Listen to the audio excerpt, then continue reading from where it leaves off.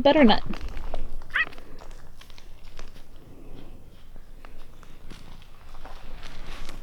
don't know where Jesse is. I think he's at the top of the hill doing top of the hill things.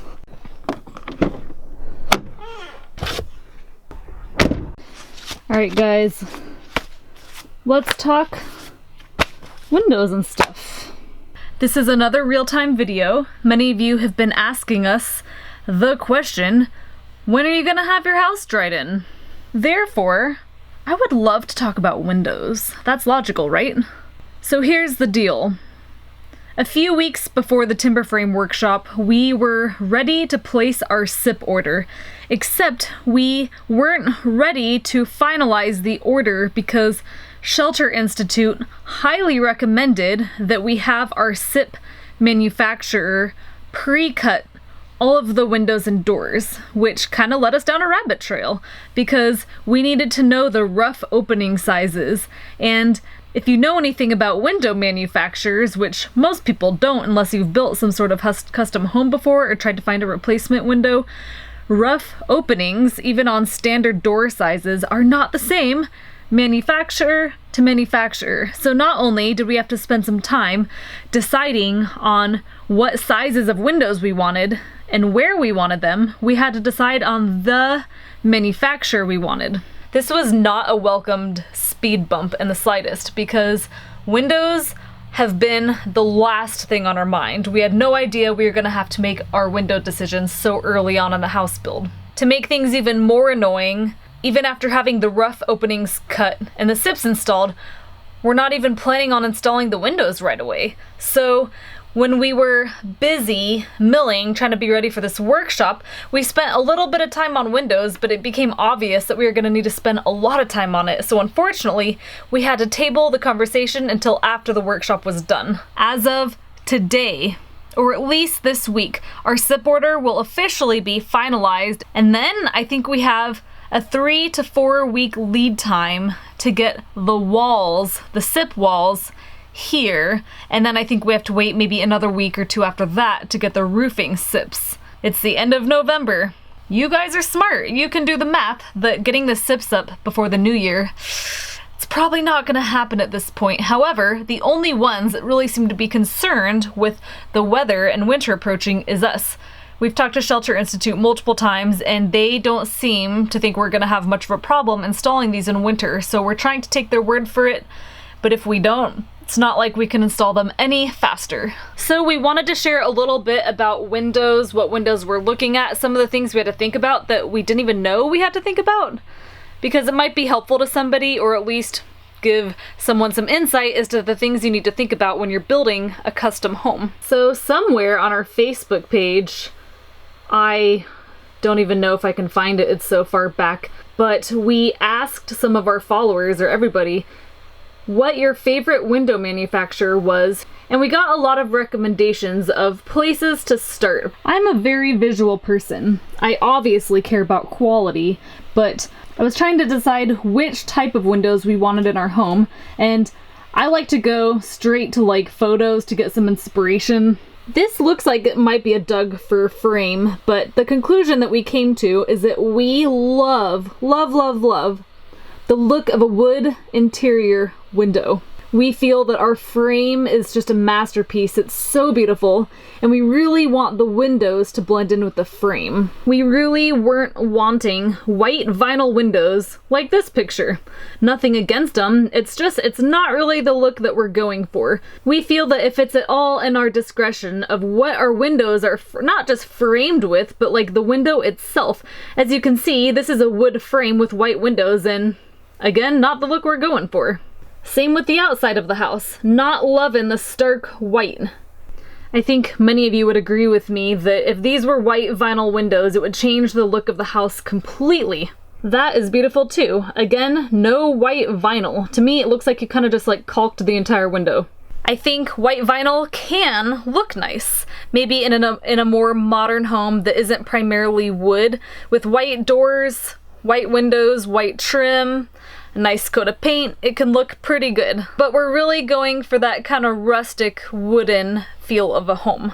So FYI, if you're hoping to go with a wood interior, and specifically if you want something other than pine, which is typically what you'll find, you're automatically pushed into the very top tier of window that a company offers. Not only that, but a lot of companies we looked at don't even offer Douglas fir. So our choices were really narrowed down to just a small handful of companies. When you get into these more custom windows, I'm not talking custom sizes, but just the ability to highly customize every little detail, you also get to customize the exterior of the window. And we really want aluminum exterior, not vinyl. That was recommended to us by many professionals. And we're wanting to go with a black. So once you decide on a window manufacturer, now you get to decide on not just the size of the windows, but the types of the windows. Nobody makes these decisions for you. For us, when we really thought about the space and where the window was gonna go, the type of window to put in each room became very obvious to us with a couple exceptions. There's a lot of things to keep in mind, such as size, egress, cleanability, the ability to see through it, to see the beautiful view that we have. Don't worry guys, if you rent a house or an apartment or you buy one that's pre-done, you don't have to think about any of this. All the work is done for you. And if you buy just your average track home, you're probably just gonna have like a glider or a double hung window done. Single hung. This is a double hung window, and this part goes up and down, which is what many are used to, but each sash can fold out or in, making it extremely easy to clean.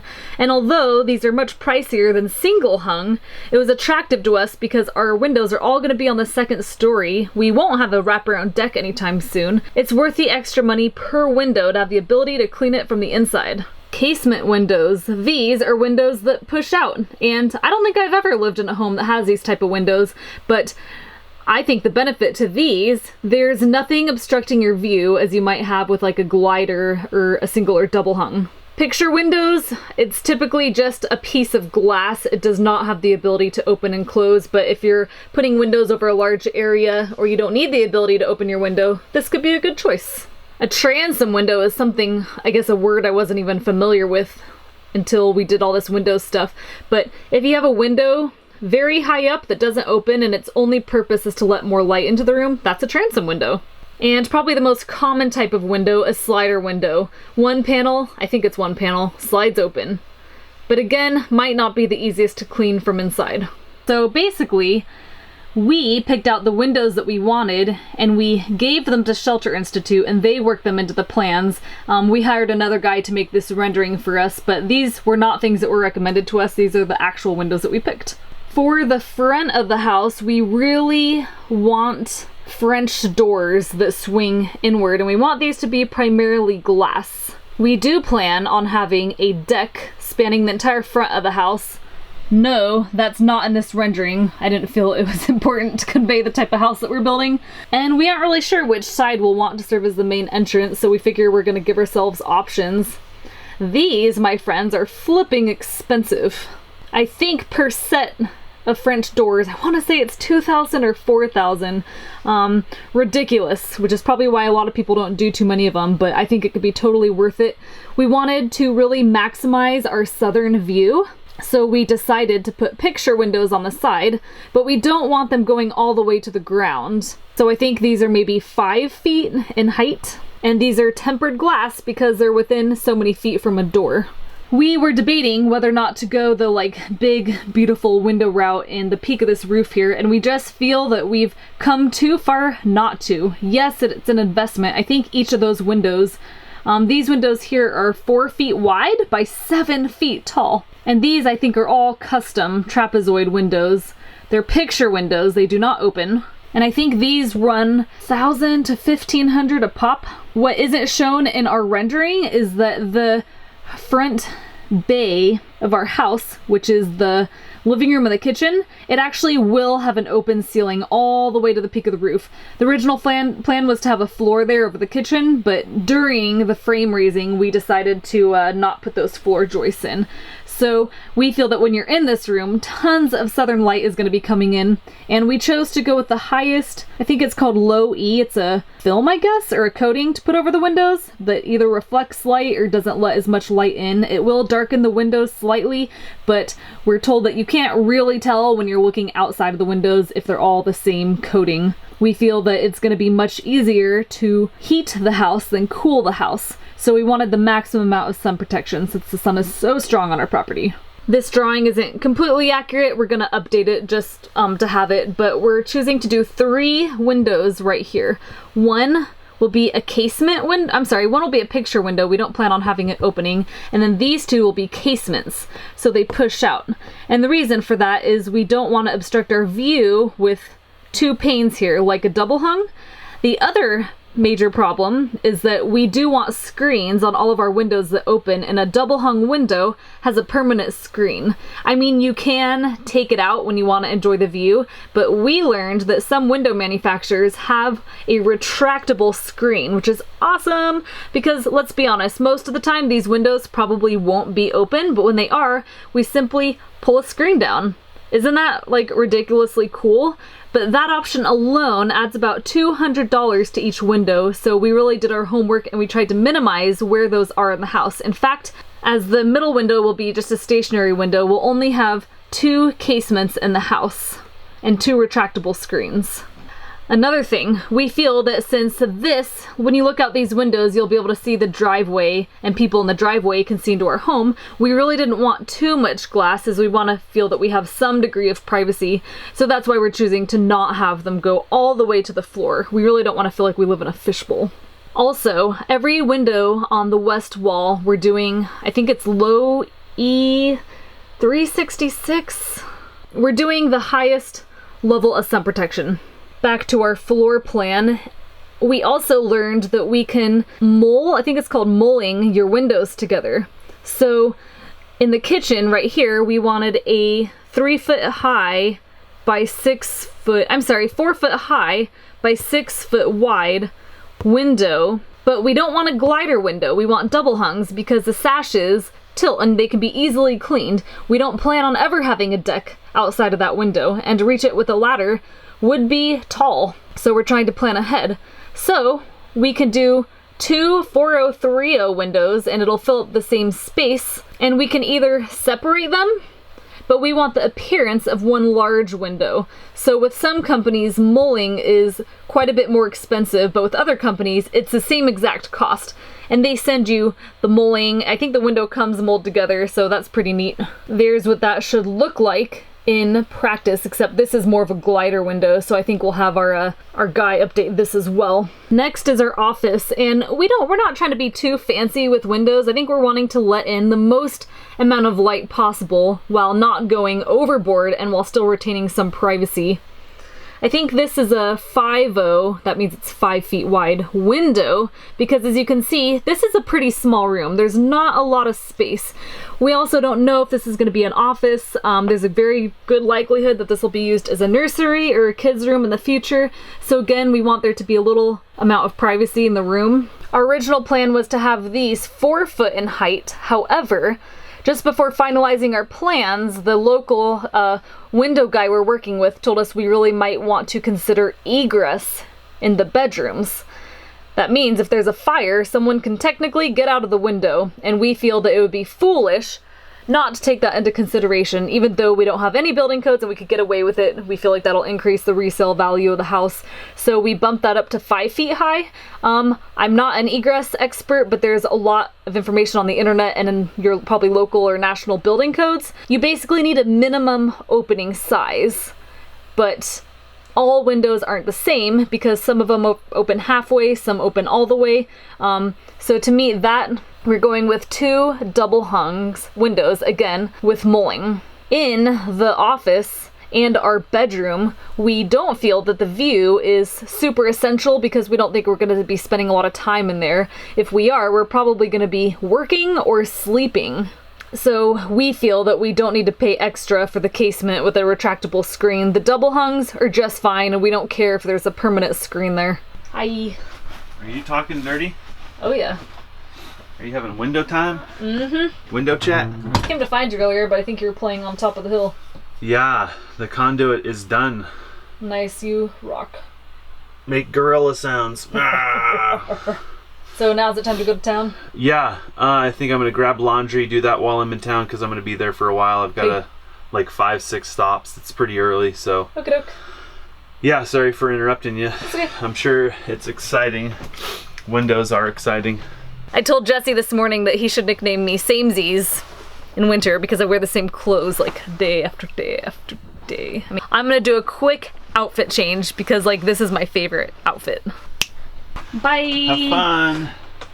Don't play too much while I'm gone. In the mudroom, we really want to make sure enough light gets in there, so kind of at the back of this hallway here, we're gonna go ahead and put a double hung window. Again, easy to clean, and we don't really care about the screen. And I don't know if we'll end up opening this window that much, but we'd like to have the option, that's for sure. I don't think we've really priced these out. We don't care about these. It's going to be a long time before we add them, but basically these are just interior windows. They'll probably have some sort of coating on them for privacy. Not privacy, but like you really don't want them to be clear to look from the mudroom into the stairwell. That's just to add some extra light in there.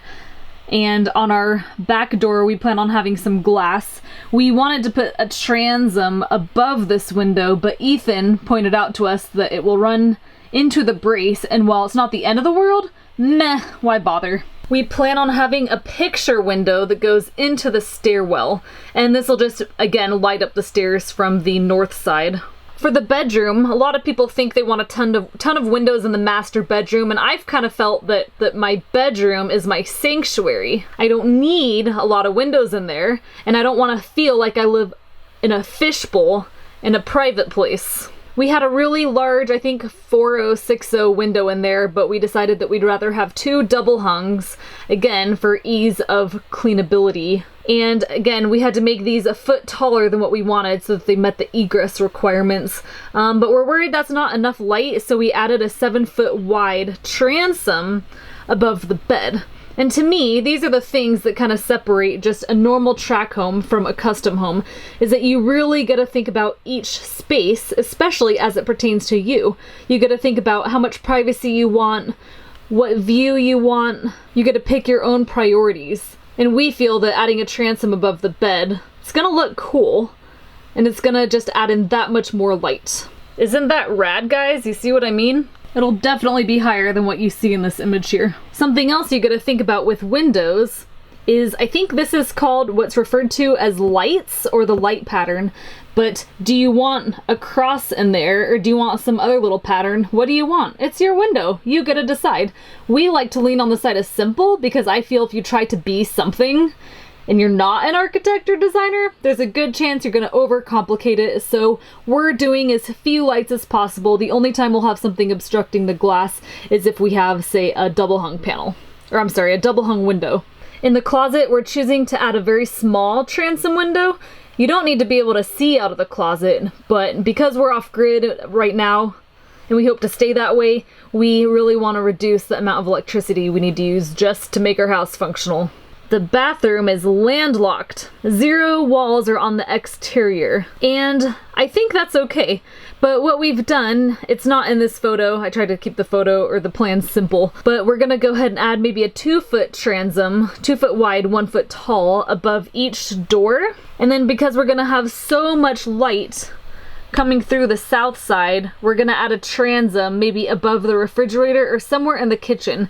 And again, you won't be able to see in any of these windows, but we feel with 3 transoms, it should bring a little bit of light in there.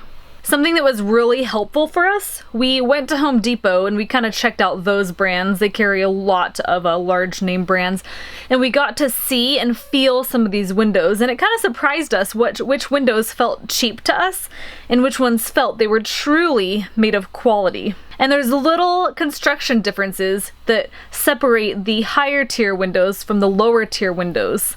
And sometimes it's kind of scary making big decisions like this because you know in your mind that if you pay more, you're going to get something of higher quality, but if you can't see or feel the difference, I mean, there's probably a reason one window is hundreds of dollars more, but you're kind of just taking someone's word for it. So I'd say that brought me huge peace of mind that I could feel a difference. between these two types of windows. We got a quote from Home Depot, and the quote we got, I do think this included garage doors, and it wasn't a fully accurate quote to be fair, so there's definitely some wiggle room we had in there. We didn't check it over carefully, but it was somewhere in the neck of $38,000. And we were like, oh my god. We figured we would spend maybe $10,000 on windows, but we really didn't take into the account that we wanted very specific windows. And at this point, I have to say that just because you want a wood interior like Doug fir, it doubles or more than doubles the cost of the window. But you're not just paying for the wood, you are actually moving into a higher tier of window. But we thought it would be foolish on such a large expense to not look at our options and get a couple more quotes. We decided to take a trip to our local window company, like right in our town. And what's great is this man has a lot of experience in windows, installing windows, claims, problems, and we felt that he really could give us an honest opinion of a lot of these companies. And because he represents multiple brands, he doesn't really have one strong incentive to recommend one brand over another brand. However, he introduced us to a company that we haven't heard of. They're quite small, but they've been around a very long time. He's had nothing but a great experience with them. They've been great when people have problems or when people need to replace a window. They're good with their custom sizes. And he said, to top it all off, they're quite a bit more affordable than these larger brands. In his opinion, some of these larger brands, like, their price was going up and up and up, but the quality wasn't going up. Basically, you're paying a lot for the name of that brand on your window. So he ran us a more accurate quote. He was willing to sit down with us and answer our questions. He had that brand's window on display at his business, and we do feel that it felt extremely high quality. And the quote he gave us for everything, including our French doors and our custom windows, the trapezoids, the huge ones, was a little under $22,000. Yes, that's still a lot of money. And we've kind of asked ourselves, are we being like greedy, selfish, foolish because we're even considering spending this much on windows when clearly we could window our house for about half the cost? And we've really thought about it. We feel that it's easy to get in too deep over your head, but we want what we want. We do try to make good decisions, but we feel if we can swing it, why not go with the windows we want? And we feel that these wood interior windows and black exterior aluminum will increase the value of our house. It will make our house look more like a custom home and less like a custom home that was built on a budget, if that makes sense. But we all have a budget. Nobody has unlimited money. That is not something that we are going to buy today. So we did decide to go with this company and use their rough openings for our frame. And it is an option if we change our mind to go with white vinyl windows from the same company, so we don't feel that we're too heavily invested yet. So our plan as of right now is to get the SIPs installed. We were originally thinking to install the windows on the ground and then raise the entire panel with a crane, and Shelter Institute really advised against that, which I agree with. They said you should really just focus on the panels. So when we get our SIPs up, it's highly likely we'll simply board over the window openings until it's the right time to buy windows. If we want, we could even buy them one at a time. And that's the great thing about building a house cash, is that with certain things you can wait and hold out to buy what you want instead of settling for what you can afford today.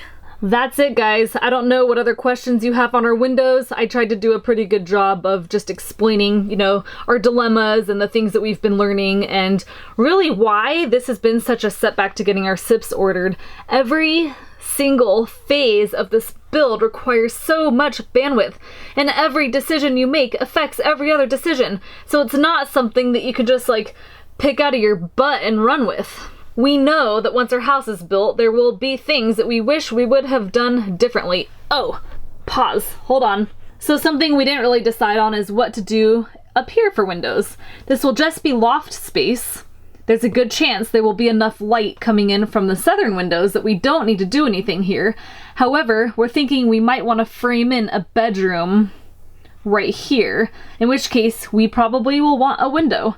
But because we don't know what we wanted, I decided, you know what? We should cut it by hand. I think it would be awesome to have everything pre-cut by the SIP manufacturers, but we don't really know how hard it is to cut by hand. We've heard stories. Some people tell us it's a pain in the butt, avoid it at all costs, and other people say it's really not that bad, you just get foam everywhere. So we figure if we have to cut 1 or 2 windows by hand, that's okay. But it does seem a little ridiculous and over the top to go with our full, like, custom window setup that we have in the front. Okay,